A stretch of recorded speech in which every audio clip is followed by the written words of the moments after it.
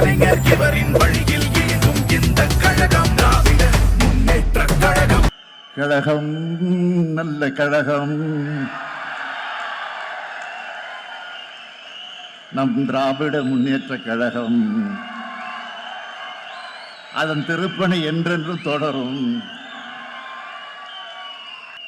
கள்ளக்குடி கொண்டு கன்னித்தமிழ் வென்று உள்ளம் குடிகொண்ட கழகம். வெல்லும் வாளுமின்றி வெல்லும் திறம் கொண்ட வெற்றி பலகண்ட கழகம்.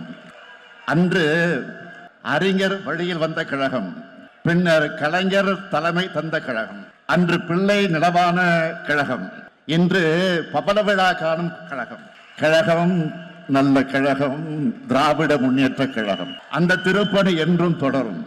இப்படி என்னை தலை நிமிர்ந்து முழங்க வச்ச திராவிட முன்னேற்ற கழகத்தோட தீரர்கள் அனைவரும் வாழும் திசையை நோக்கி வணங்குகிறேன்.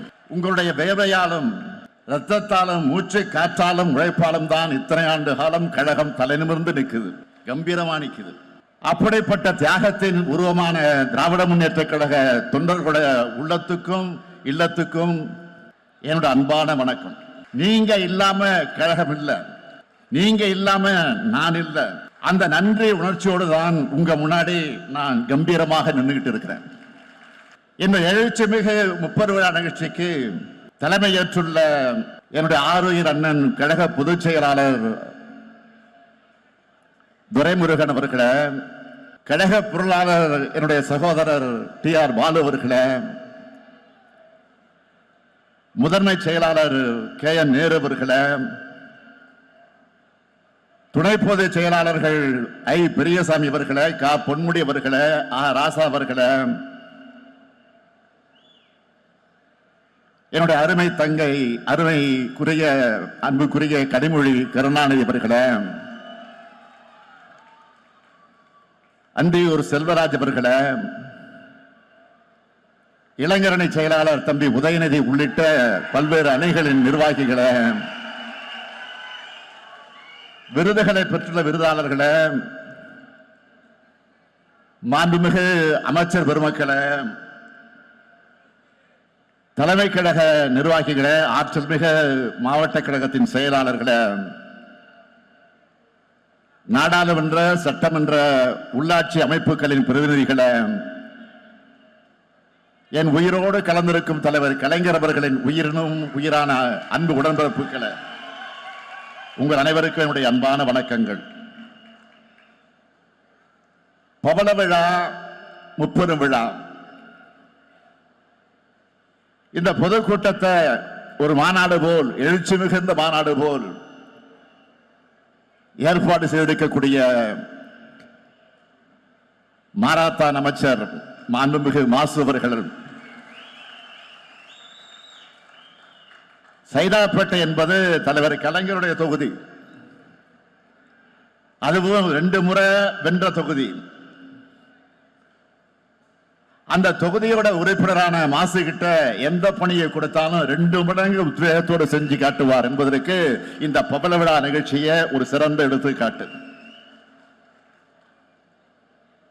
சென்னை தெற்கு மாவட்ட கழகத்தினுடைய செயலாளர் மாசுவுக்கும் அவரோட தோளோடு தோல் என்று தொண்டாற்றி இருக்கக்கூடிய சென்னை தெற்கு மாவட்ட கழக செயல் வீரர்கள் ஒவ்வொருத்தருக்கும் தலைமை கழகத்தின் சார்பில் என்னுடைய நன்றியை நான் தெரிவித்துக் கொள்ள விரும்புகிறேன். 14 நாட்கள் அமெரிக்க பயணத்தை முடிச்சிட்டு கடந்த 14ஆம் தேதி சென்னைக்கு திரும்பினேன். தொழில் முதலீடுகளை ஈர்ப்பதற்காக நானும் தம்பி TRB ராஜா அவர்களும் அமெரிக்காவுக்கு சென்றோம். சென்றோம்னு சொல்றதை விட வென்றோம்னு தான் சொல்லணும். பல்லாயிரம் கோடி ரூபாய்க்கான முதலீடுகளும் பல்லாயிரக்கணக்கான வேலை வாய்ப்புகளும் கிடைக்க இருக்கு. அதை எண்ணி அடைந்த மகிழ்ச்சிக்கு எனக்கு அளவே கிடையாது. அதே போல எனக்கு அமெரிக்க வாழ் தமிழர்கள் கொடுத்த வரவேற்பு என்பது இந்தியாவின் மற்ற மாநில மக்களும் சோசியல் மீடியாவில் வியந்து பேசுற அளவுக்கு ரீச் ஆச்சு. அதுக்கு காரணம் நாம என்னைக்கு மக்களோட மக்களா இருக்கும். 1956ஆம் ஆண்டு 1966ஆம் ஆண்டு என்னோட 13 வயசுல கோபாலபுரம் இளைஞர் திமுகவை தொடங்கி 53 ஆண்டு காலம் இயக்கத்துக்கும் தமிழ்நாட்டுக்கும் உழைச்ச உழைப்புக்கான அங்கீகாரம் தான் இன்று பவள விழா காணக்கூடிய திராவிட முன்னேற்ற கழகத்திற்கு நான் தலைவரா இருக்கிறது. கருப்பு சிவப்பு கொடியும் உடன்பிறப்புகளோட அரவணைப்பும் தலைவர் கலைஞருடைய வழிகாட்டுதல் தான் என்னை இந்த அளவுக்கு உயர்த்தியிருக்கு. திராவிட முன்னேற்ற கழகத்தோட தலைவர் என்ற தகுதி எனக்கு வழங்கினவங்க கழக உடன்பிறப்புகளான நீங்க தான். தமிழ்நாட்டோட முதலமைச்சர் என்ற மாபெரும் தகுதியை வழங்கினவங்க தமிழ்நாட்டு மக்கள். கழகமும் தமிழ்நாடும் என்னோட இரு கண்கள்னு நான் செயல்பட்டு வர்ற இந்த நேரத்தில் கழகத்தினுடைய பவள விழாவை கொண்டாடுறது எனக்கு கிடைச்ச பெருமையாக, என்னுடைய வாழ்நாள் கிடைத்திருக்கக்கூடிய பெருமையாக நான் கருதுகிறேன். ஆண்டுதோறும் செப்டம்பர் மாதத்தில் திராவிட மாதமாகவே நாம் கொண்டாடிக்கிட்டு வரோம். பகுத்தறிவு புகழவன் தந்தை பெரியார் பிறந்த நாள், பேரறிஞர் பிறந்தகர் அண்ணா பிறந்த நாள், அறிவியக்கமாம் திராவிட முன்னேற்ற கழகம் உதயமான நாள் ஆகிய மூன்றையும் இணைச்சு முப்பெரு விழாவாக தலைவர் கலைஞர் அவர்கள் கொண்டாட தொடங்கினார். இந்த விழாவுக்கு மகுடம் வைத்தார் போல கழகத்தோட தீரர்களுக்கு விருதுகளை வழங்கி சிறப்பிப்பார். பவள விழா ஆண்டான இந்த ஆண்டு முதல் என்னுடைய பேரான விருது 6ஆவதாக சேர்க்கப்பட்டிருக்கு. 6வது முறையா கழக ஆட்சியை நான் அமர்த்தின என்பதற்காக இது வழங்கப்பட்டிருக்கான்னு எனக்கு தெரியல. விருதுகள் பெறக்கூடிய ஒவ்வொருத்தருக்கும் என்னுடைய பாராட்டுக்களை தெரிவிக்கிற அதே நேரத்தில் ஒவ்வொருவரும் ஒவ்வொரு வகையில பெருமைக்குரியவர்கள். தந்தை பெரியார் விருத திருமிகு பாப்பம்மாள் அவர்கள் பெற்றிருக்கிறார். அவர் உடல்நிலை காரணமாக அவரால் வர முடியல என்றாலும் அவருடைய சார்பில் அவருடைய குடும்பத்தை சார்ந்த ஒருத்தர் அந்த விருதை பெற்றிருக்கிறார். பெரியாருக்கு பெரியார் என்ற பட்டத்தை வழங்கினவங்கள பெண்கள் தான். அந்த வகையில ஒரு பெண் பெறுவது மிக மிக பொருத்தமானது. கழகம் தொடங்கப்பட்ட காலத்திலிருந்து கழகத்தில் தொண்டவா சேர்ந்து கழக நடத்தின எல்லா போராட்டங்களையும் பங்கெடுத்து 108 வயசுலேயே கழகத்தோட அடையாளமா மட்டுமல்ல ஒட்டுமொத்த தமிழ்நாட்டுடைய அடையாளமாக திருமிகு பாப்பம்மாள் அவர்கள் விளங்குகிறார். அடுத்து பேரறிஞர் அண்ணா பெயரிலான விருதயம் அறந்தாங்கி மிசா ராமநாதன் அவர்கள் பெற்றிருக்கிறார்கள். மாணவர்களை இணைச்சு 1964 கழகத்துக்கான தன்னோட தொண்டை தொடங்கினார் நம்முடைய ராமநாதன் அவர்கள். மொழிப்போர்ல கலந்துகிட்டார். 1976ஆம் ஆண்டு மிசா கைதியாக ஓராண்டு காலம் சிறையில் இருந்ததோடு கழகத்தோட எல்லா போராட்டங்களையும் பங்கெடுத்து தியாகத்தோட அடையாளம் தான் நம்முடைய ராமநாதன் அவர்கள். தலைவர் கலைஞர் பெயரிலான விருதை தலைவர் கலைஞர் அவர்களால் ஆழ்வார் என்றும் என்னால் திராவிட ஆழ்வார் என்றும் அழைக்கப்படக்கூடிய நம்முடைய ஜெகத்ரட்சகன் அவர்கள் பெற்றிருக்கிறார். இதயத்தோட ஒரு பக்கத்தை கலைஞருக்கு இன்னொரு பக்கத்தை ஆழ்வார்களுக்கு அர்ப்பணிச்சவர் நம்ம ஜெகத்ரட்சகன் அவர்கள். பள்ளி காலத்தில் இந்திய எதிர்ப்பு போரில் பங்கெடுத்தவர். கல்லூரி காலத்தில் பெரியார சந்திச்ச காரணத்தினால கல்லூரியிலிருந்து டிஸ்மிஸ் செய்யப்பட்டவர்.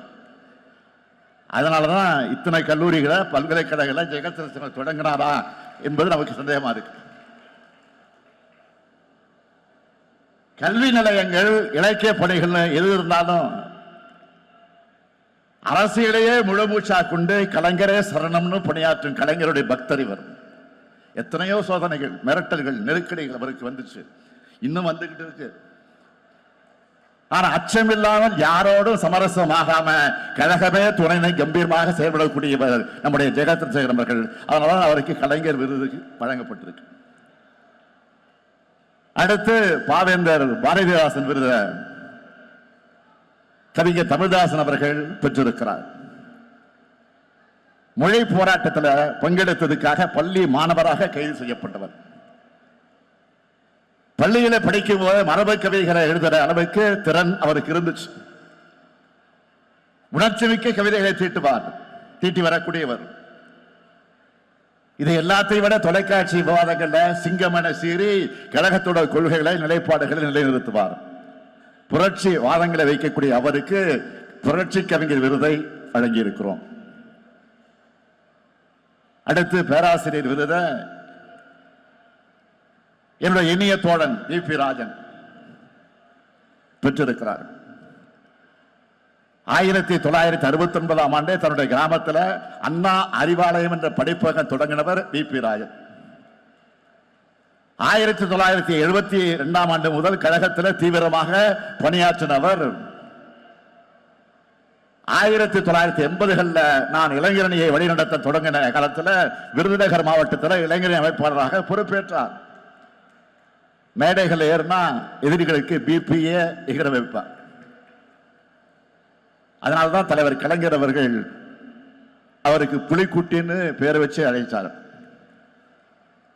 அவருக்கு இனமான பேராசிரியர் விருது வழங்கப்பட்டிருக்கு. அடுத்து என்னுடைய பேரிலான விருதை ஒன்றிய முன்னாள் அமைச்சர் என்னுடைய அருமை சகோதரர் எஸ்.எஸ். பழனிமாணிக்கம் அவர்கள் பெற்றிருக்கிறார். 1962ஆம் ஆண்டு தலைவர் கலைஞர் அவர்கள் தஞ்சை தொகுதியில போட்டியிட்டப்போ பள்ளி சிறுவனாக இருந்து உதயசூரனுக்கு வாக்கு கேட்டு அங்கே தேர்தல் பிரச்சாரம் செய்தவர் என்னுடைய அருமை சகோதரர் பழனிமாணிக்கம் அவர்கள். மொழி போராட்டத்தில் ஈடுபட்டவர். மாணவர் திமுகவிலே இணைந்து வேகமாக பணியாற்றியவர். 6 முறை தஞ்சை நாடாளுமன்ற உறுப்பினர், 9 ஆண்டுகள் ஒன்றிய அமைச்சர், பல்வேறு பொறுப்புகள் மூலமா கழகத்துக்கு பெருமை சேர்த்த பழனிமாணிக்கம் அவர்கள் எனது பெயரிலான விருதை பெறுவது எனக்கு பெருமையா இருக்கு. விருது பெற்ற அனைவரையும் தலைமை கழகத்தின் சார்பில், கழக அமைப்புகளின் சார்பில், கழக உடன்பிறப்புகளின் சார்பில் நான் வாழ்த்துக்கிறேன், வணங்குகிறேன். உங்களை பார்த்து எங்களுக்கே விருது கிடைச்சது போல மகிழ்ச்சி அடைகிறோம். ஆண்டுதோறும் விருதுகள் வழங்குகிறோம் என்றாலும் இது கழகத்தோட புகழ விழா ஆண்டில் வழங்கப்படும் விருது என்பதால இதுக்கு கூடுதல் சிறப்பு இருக்கு. உங்களை போன்றவர்களுடைய உழைப்பால் தான் கழகம் இந்த உன்னதமான இடத்துக்கு வந்திருக்கு. ஒரு இயக்கம் 75 ஆண்டு காலம் நிலைச்சு நிற்கிறதும், ஒரு இயக்கம் 75 ஆண்டுகள் கழிச்சும் கம்பீரமாக காட்சி அளிக்கிறதும் சாதாரணமான சாதனை இல்லை. இதுக்கு முழு முதல் காரணம் நம்முடைய அமைப்பு முறைதான் என்பதை நான் நெஞ்சு நிமிர்த்தி சொல்லுவேன்.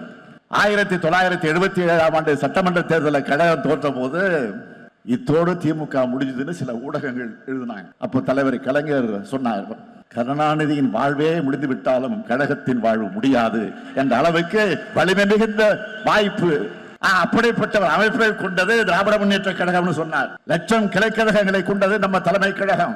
இன்றைக்கு நாங்கெல்லாம் தலைமை கழகத்தில் கம்பீரமா உட்கார்ந்து இருக்கிறோம்னா அதுக்கு அடித்தளம் இருக்கிறது. அந்த அடித்தளத்தில் இருக்கிற கிளைக்கழகங்கள் அடிக்கட்டுமானம் சாங்கா இருந்தாதான் மேல் கட்டுமானமும் வலிமையாக இருக்கும். அந்த அடித்தளத்தை பேரறிஞர் அண்ணாவும் தலைவர் கலைஞரும் இனமான பேராசிரியரும் இன்னும் எத்தனையோ தலைவர்களும் உருவாக்கி கொடுத்துட்டு போயிருக்காங்க. தலைவர்கள் எத்தனையோ தளபதிகளை, போராளிகளை, வீரர்களை உருவாக்கி சென்றிருக்காங்க. தலைவன் தொண்டன் இல்லாம அண்ணன் தம்பி என்ற பாச உணர்வோடு இந்த இயக்கம் கட்டமைக்கப்பட்டுச்சு. உலகத்தில் எந்த அரசியல் இயக்கமும் உடன்பிறப்பு என்ற பாச உணர்வோடு கட்டமைக்கப்படலை. திராவிட கொள்கையை ஊட்டின பேரறிஞர் அண்ணா அவர்கள் முதல் முறை கோட்டையை கொண்டு வந்து முன்னேற்ற கழகத்தை நிலைநிறுத்தினார். அதைத் தொடர்ந்து 4 முறை நாட்டை ஆளும் வாய்ப்பு ஏற்படுத்தி காட்டினார் தலைவர் கலைஞர் அவர்கள். 6வது முறை அரியணை ஏற்றக்கூடிய அந்த கடமையை செய்கிற கட்டளையை என் தோல்ல விழுந்துச்சு. லட்சக்கணக்கான உடன்பிறப்புகளின் துணையோடு பெரும்பான்மையான தமிழ் மக்களின் நம்பிக்கையை பெற்று திராவிட மாடல் ஆட்சியை நாம் நடத்திட்டு இருக்கிறோம். இப்படி வரலாற்று முக்கியத்துவம் இந்த காலகட்டத்தில் நாம எல்லாரும் இந்த இயக்கத்தில் பொறுப்புகள் இருக்கிறோம், இந்த இயக்கத்தால தொண்டர்களாக இருக்கிறோம் என்பதுதான் நமக்கான வாழ்நாள் பெருமை. இந்த தருணத்தில் ஒரு முக்கியமான செய்தியை நான் சுட்டிக்காட்ட விரும்புகிறேன். 25 வயசை கொண்டாடுகிற வெள்ளி விழா ஆண்டிலையும் நம்ம கழக ஆட்சியில் இருந்துச்சு. 50 வயசை கொண்டாடுற பொன் விழா ஆண்டிலையும் கழக ஆட்சியில் இருந்துச்சு. 75 வயசை கொண்டாடுற பவள விழா ஆண்டான இப்பவும் கழக ஆட்சியில் இருக்கு.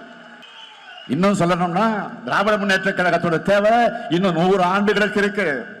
கடந்து வந்த 75 ஆண்டுகளை எத்தனையோ சாதனைகளை செஞ்சிருக்கிறோம். தாய் தமிழ்நாட்டுக்கு தமிழ்நாடுன்னு பெயர் சூட்டணும். பல்லாயிரம் ஆண்டு பழமை கொண்ட நம்முடைய தாய்மொழிக்கு செம்மொழி தகுதியை பெற்று தந்தோம். ஆதி திராவிடர், பிற்படுத்தப்பட்டோர், மிகவும் பிற்படுத்தப்பட்டோர், சிறுபான்மையினர், பெண்கள், உழவர்கள், நெசவாளர்கள் என விளிம்பு நிலை மக்களை கல்வியில, வேலை வாய்ப்பில உன்னத இடத்துக்கு உயர்த்தணும். எத்தனையோ பள்ளிகள், எத்தனையோ கல்லூரிகள், எத்தனையோ பல்கலைக்கழகங்கள் அத்தனையும் நாம் உருவாக்குனது. சாலைகள், பாலங்கள், அணைகள், நவீன நகரங்கள், தன்னிறைவு பெற்ற கிராமங்கள்னு உள்கட்டமைப்பு வசதி எல்லாத்தையும் உருவாக்கி தமிழ்நாட்டை நோக்கி இந்தியாவே திரும்பி பார்க்க வச்சிருக்கிறோம்.